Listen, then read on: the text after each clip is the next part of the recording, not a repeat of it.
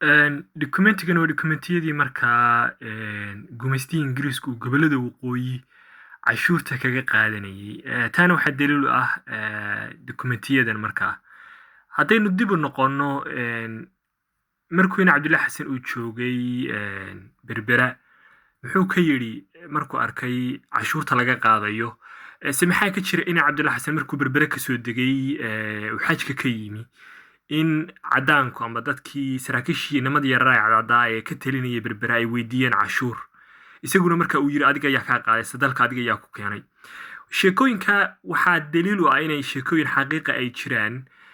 Dokumentiyo kala duwan aad helayso oo buugaag fara badan ku qoran. I.M. Lewis buuguu qoray, buugga la dhaho The Savage Wars, dagaaladii cawaanta, oo dabcan qoraagu Afrika uu ku bahdilayo runtii, laakiinse xooga xaqiiqooyin ay ku jiraan oo ay ka mid tahay inayna Cabdullaahi Xasan markaa oo marka la dhihi jiray Maxamed bin Cabdullah oo markaa waa sayidkii oo markaa Berbera joogay inuu dadka ku leeyahay hal abuuradan gaaladu ay samaysteen. Waa innovationka waxa weeye sharciyadan cusub ay kusoo rogeen dadka Berbera iyo gobollada waqooyi oo dhanba inay soo hosgeliyeen amba ay la yimaadeen cashuuro kuwaasoo magaranaysaay la socday amba ku lamaana sharciyada gaalada. In Cabdullaahi Xasan markaa kamuusan qarsan doodiisa ah reer Berbera inay nimankan ay gaala yihiin, magaca gaalada lagu yeedhaa, sharciyo cusubna ay waddanka la yimaadeen. taana waxaa daliil u ah hadallada in Cabdullaahi Xasan uu sheegay dokumentiyadan. Marka sharciyadu 1889 baa la sameeyey oo markaa boqortooyada ayaa markaa soo dalbatay boqorka,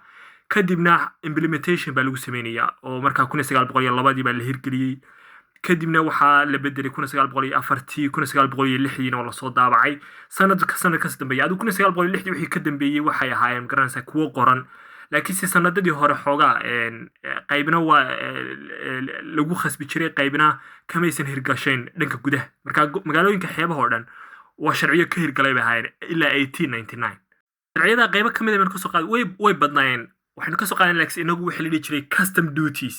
Custom duties waxa weeye wax walbo dalka ka baxaya amba soo gelaya gobollada waqooyi, magaalooyinka xeebaha waa magaalooyinkii foolaadka ganacsiga u ahaa. Remember, dadka Soomaaliyeed gumaysto oo aan dhulka iman bay ganacsan jireen oo qaarado fara badan iyo wadamo kala duwan bay ka ganacsan jireen. Waxaa ugu badnaa Cumaan, Sacuudiga, Yaman, Hindiya iyo wadamo fara badan oo magaranaysa caalamka. Isku soo wada duubo dadkii Soomaaliyeed markaa ganacsan jiray caalamka oo dhan la ganacsan jiray, waxaa u yimid dad cadaan oo markaa kusoo rogay cashuur. si kale haddaan u dhigo waa baad. Marka baadda magac baa loo bixiyay, magacana waxaa la dhahaa cashuur, laakiin si inay baad ahay taas waa marag ma doonto.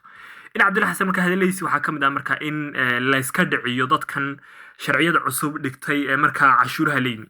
Marka xilligaa uu Berbera joogay waxaan way hirgashanayeen, waana la qaadi jiray, lagamana qari jirin, laakiin isagu wuu diidanayo dadka wuu baaqi jiray. Isku soo wada duubo cashuuraha markaa waxaa ka mid ah custom duties. Kuwo kaloo aan ka jaray xoogaa yara moral xumaa baa jira oo markaa aan fiicnayn dadka in moralka laga dilo, inagoo markaa samcadda Soomaaliya isticmaalayna. Marka custom dutiesku waxaa waxyaabihii markaa dadka Ingiriiska ah weliba saraakiil Ingiriisa qaadi jirtay, waxaana loo soo wakiishay commissionerka xogayaha markaa joogay gobollada waqooyi oo markaa wixii la dhihi jiray Somaliland Protectorate amba maxmiyadda Somaliland. Marka runtii dad fara badan ayaa oo Soomaaliyeed ayaan fahminba magacan waxa looga jeeday. Si walbaba magac ha loogu yeelo waxay ahayd colonial, wax gumaysi un bay ahayd.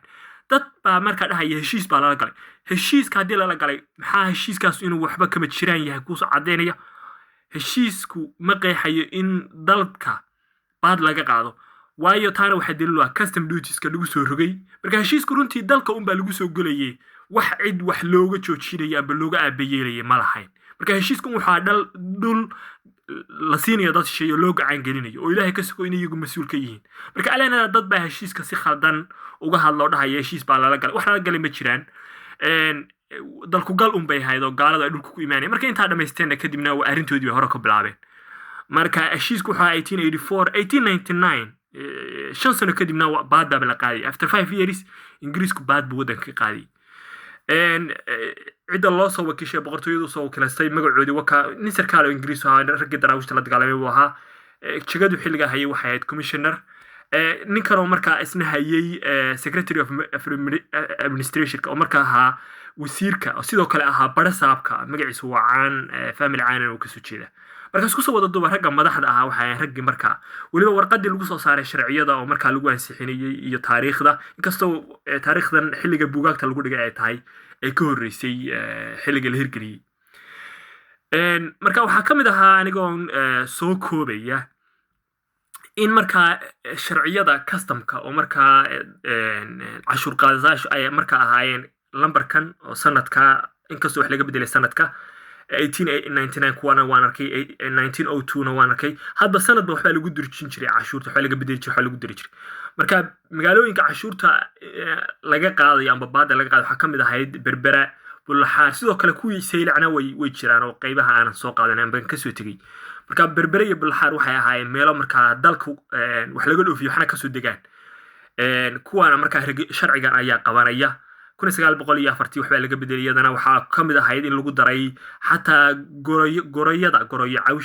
goroyada baalashooda wati la dhoofin jiray marka iyagana waxaa 1904 laga bedelay in iyaga laftikooda loo aqoonsan yahay inay yihiin livestock oo markaa cashuur ay ku waajibayso baalka goroyada sidaa daraadeed markaa sanadba sanadkas dambeeya agab la dhoofin jiray oo aan cashuuri ku waajibi jirin bay ingiriis ku dhahayaan allah sanadkana cashuur baa ku waajibaysa marka hadba way bedeli jireen sharciyada cashuur ayagu kordhin jiray isku soo wada duuba waxa laale wixii livestock la dhaho waxa weeye xoolaha amba xayawaanka waxa laale wixii nafleeya la dhoofinayo amba iyagoo maqaarkoodii wata amba iyagoo nool waxay doonaan baha aadaan waxaa ku waajibaysaa the subjected export duties cashuur dhoofin oo markaa u dhiganta 4 rubi bear head oo markaa haragii amba laxdii la dhoofinayo madaxeeda amba ha noolaato amba stock ha ahaatee bear head waxaa loo xisaabinaya marka 4 rubi baa laga qaadaya arrintaa markaa ingiriiska ayaa u qaabilsanaa cidda cashuurta qaadaysa cidda intay qaadayaan cidi kalaba murmi jirin marka khasab waxaa lagu ahaa in markaa dadka Soomaaliyeed baad cashuur loogu yeedhay laga qaado waana sababta markaa in Cabdullaahi Xasan markaa uga soo horjeeday sida dokumentiyo fara badan aynu ka arkano iyagoo weliba qiraya taasoo runtii dhif iyo naadira inay sayidka u qiraan waxa uu diidanaa inay ahayd baada Soomaalida laga qaadayo cashuurta in la gaalaysiiyo waana sababta xataa way ku sii dareen inuu markaa Soomaalida oo dhan ugu yeedhay inay ku midoobaan diintooda suuban oo markaa ay ku noolaadaan naftoodana ku dhaqaan waxyiga iyo quraanka Ilaahay oo marka ay sida quraanku sheegay ay u noolaadaan oo quraanku ma sheegayo inay dadku madaxa u ritaan reeriyada gumaystaha oo marka diintana laga saaro cashuurna loogu sii daro marka kaniisadaha la dhisayo iyo cashuurta la qaadayo waxaas marka arkay oo marka ka qeyliyeen Cabdullaahi Xasan wixii doode kale hadii dhinac la iska dhigo isagu ma ku saxsanaa mise kuma saxsaneen inuu gaalada la dagaalamo cashuurtana diido kaniisadahan iyo carruurtan diinta laga saarayo waxaasoo dhan runtii wuu ku saxsanaa laakiin Soomaalidu badi waxaa looga shakeeyaa inta yare hoose oo dagaal jikoodka oo aan dhaafsisnayd reer hebelka marka runtii cidi doontaba ha diido ama ha maagtee taariikhdu waxay ka marakacaysaa gaal iyo muslim baa ay u qorayaan intii wax og in ninkan uu markaa diidanaa in dhulkiisa saraakiil cadaani ay baad kaga qaadaan